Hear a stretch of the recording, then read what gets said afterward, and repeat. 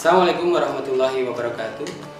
Bapak Ibu, selamat datang pada video knowledge capture Kementerian Keuangan Corporate University.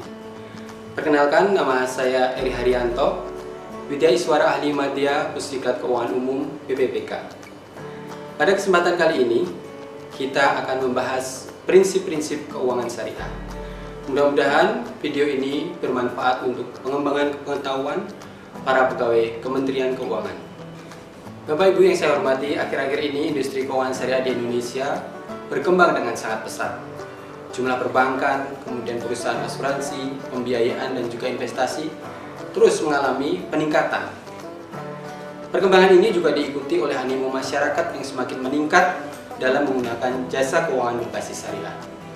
Pemerintah melalui Komite Nasional Keuangan Syariah, kemudian melalui Kementerian Keuangan, Bank Indonesia, dan juga Otoritas Jasa Keuangan turut mendorong perkembangan keuangan syariah di Indonesia. Bapak Ibu, lantas apa yang dimaksud dengan keuangan syariah dan apa saja prinsip-prinsipnya? Keuangan syariah adalah aktivitas keuangan termasuk di dalamnya perbankan, asuransi, kemudian pembiayaan dan investasi yang dikelola berdasarkan prinsip-prinsip hukum Islam. Adapun landasan utama yang menjadi prinsip hukum Islam adalah Al-Quran dan hadis Nabi Muhammad SAW. Selain itu, juga berdasarkan kesepakatan para ulama dalam menetapkan suatu hukum atau yang disebut dengan ijtihad. Kemudian, apa saja prinsip-prinsip dalam keuangan syariah? Berikut ini saya sampaikan 7 prinsip dalam aktivitas ekonomi Islam, termasuk di dalamnya yaitu keuangan syariah. Prinsip yang pertama yaitu prinsip tauhid. Tauhid adalah keyakinan bahwa Allah itu bersifat esa. Tegasnya, dengan konsep tauhid, maka seyogyanya dalam melakukan aktivitas ekonomi memperhatikan hal-hal berikut ini. Yang pertama, bahwa seluruh aktivitas ekonomi tidak terlepas dari nilai-nilai ketuhanan. Apapun jenis muamalah yang dilakukan oleh seorang muslim harus senantiasa dalam rangka pengabdian kepada Allah dan berprinsip bahwa Allah selalu mengontrol dan mengawasi tindakan tersebut. Implikasinya bahwa seluruh permasalahan keduniaan yang dilakukan harus selalu dengan mempertimbangkan persoalan keakhiratan. Kemudian hal yang harus diperhatikan selanjutnya adalah bahwa seluruh aktivitas ekonomi tidak terlepas dari nilai-nilai kemanusiaan dan dilakukan dengan mengetengahkan akhlak yang terpuji sesuai dengan kedudukan manusia sebagai khalifah di bumi. Kemudian hal selanjutnya yang perlu diperhatikan yaitu melakukan pertimbangan atas kemaslahatan pribadi dan juga kemaslahatan masyarakat. Prinsip keuangan syariah yang kedua yaitu pengharaman atas riba.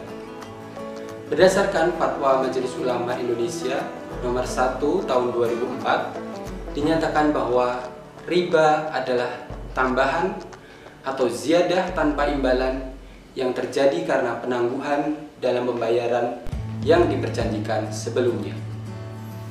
Terkait dengan pengharaman riba, maka tidak bisa disangka lagi bahwa semua bentuk riba dilarang secara mutlak di dalam Al-Quran.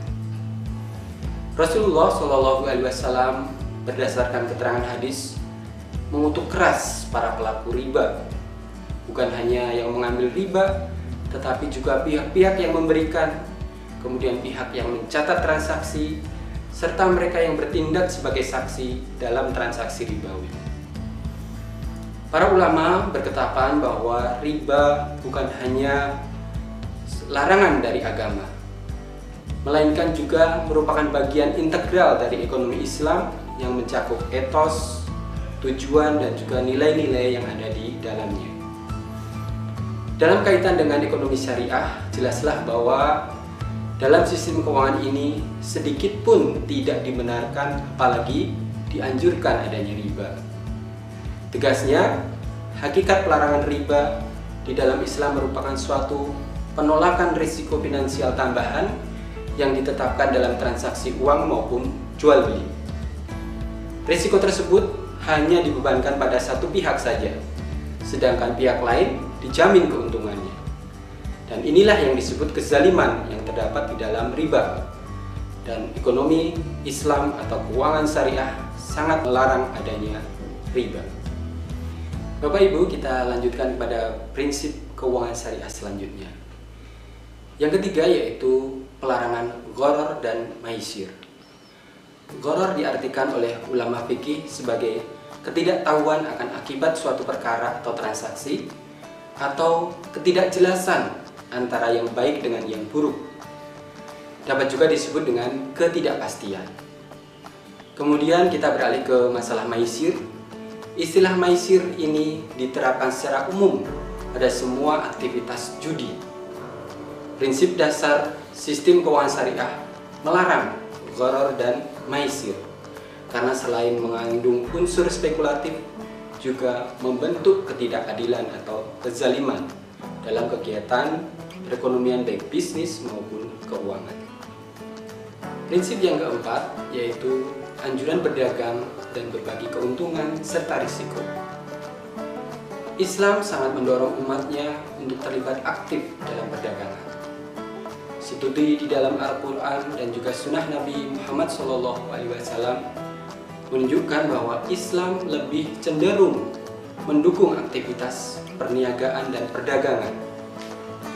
Selanjutnya, di dalam Al-Quran surat Al-Jumu'ah, Allah SWT mengingatkan agar perdagangan tidak boleh membuat manusia lupa akan kewajiban kepada Allah dan penghambaan kepadanya, seraya mencari modal kapital dan juga keuntungan di setiap kesempatan. Sebagaimana telah diungkapkan di atas bahwa perdagangan dalam Islam melarang secara tegas adanya praktik riba. Maka konsep bagi hasil atau profit and loss sharing atau bagi untung dan kerugian merupakan suatu alternatif agar terhindar dari kungkungan riba. Sistem profit dan loss sharing dalam pelaksanaannya merupakan bentuk dari perjanjian kerjasama antara pemodal atau investor dan pengelola modal atau entrepreneur dalam menjalankan kegiatan usaha ekonomi, di mana antara keduanya akan terikat kontrak bahwa di dalam sebuah usaha tersebut jika mendapatkan keuntungan maka akan dibagi sesuai dengan kesepakatan di awal perjanjian, dan begitu pula bila usaha tersebut mengalami kerugian maka akan ditanggung bersama sesuai dengan porsi masing-masing. Walaupun kedua sistem perbankan sama-sama memberikan keuntungan baik kepada pemodal atau investor maupun kepada pengelola modal atau entrepreneur, akan tetapi dengan konsep profit and loss sharing ini, pemodal dalam hal ini adalah bank syariah akan turut menanggung risiko. Berbeda dengan perbankan yang berbasis konvensional, di mana hanya nasabah atau peminjam yang menanggung risiko. Prinsip yang kelima yaitu tidak mengenal konsep time value of money atau nilai waktu dari uang. Islam memandang uang sebagai alat tukar untuk mencapai pertambahan nilai ekonomis atau economic added value dan bukanlah suatu komoditi. Uang sebagai fungsinya harus menjadi alat tukar untuk menghapuskan ketidakadilan dan juga kezaliman dalam ekonomi tukar-menukar atau barter yang banyak mengandung riba.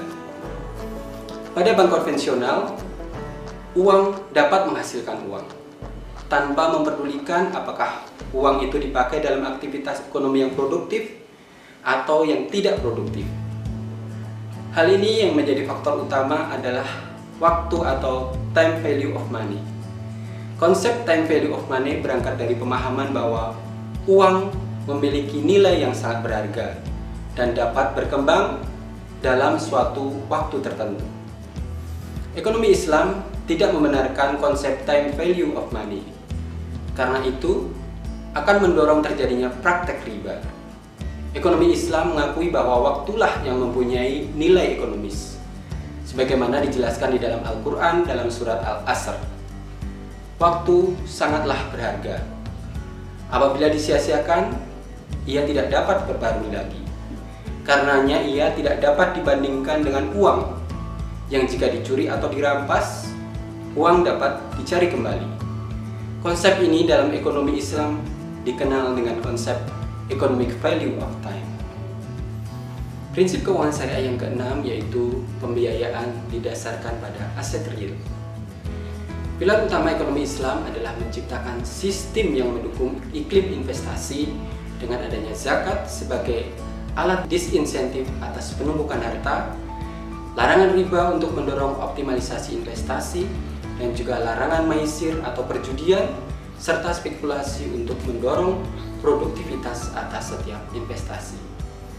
Oleh karena itu, ekonomi Islam adalah ekonomi yang bercorak ekonomi real, yang tidak mengenal adanya dikotomi antara sektor real dan sektor moneter atau sektor keuangan.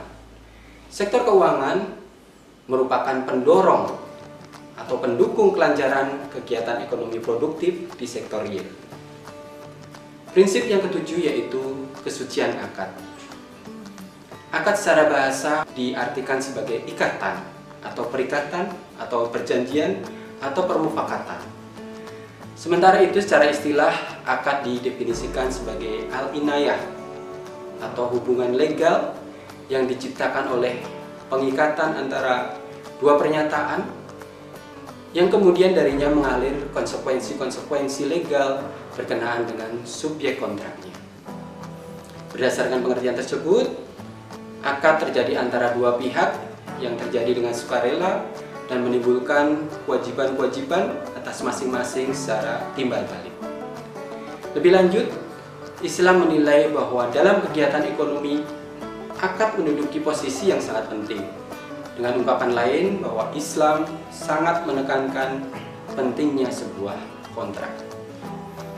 Kontrak sangat penting karena di dalam perjanjian kontraklah yang membatasi hubungan antara dua pihak yang terlibat dalam suatu kontrak dan akan mengikat hubungan itu di masa sekarang maupun masa yang akan datang.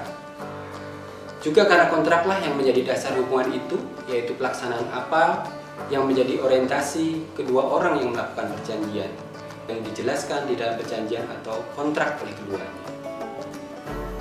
Bapak Ibu, demikian tadi pembahasan kita mengenai prinsip-prinsip keuangan syariah. Terima kasih atas perhatian Bapak Ibu. Sampai bertemu kembali pada video pembelajaran selanjutnya. Sampai jumpa. Assalamualaikum warahmatullahi wabarakatuh.